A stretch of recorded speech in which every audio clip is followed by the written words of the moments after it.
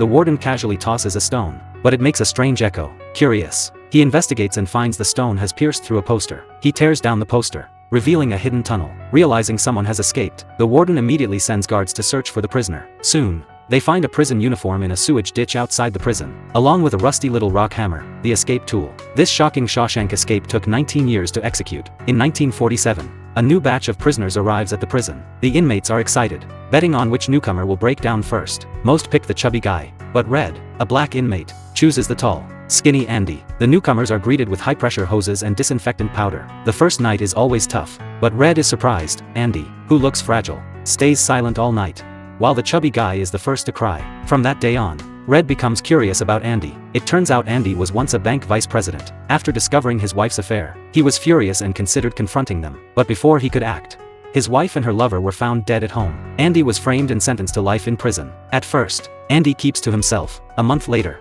he approaches Red, asking for a rock hammer. Red can get anything, but he warns Andy not to think about escaping. The prison conducts frequent surprise inspections. Andy insists he just wants to carve rocks. Initially, Red is skeptical, but when he sees the small hammer, his concerns vanish.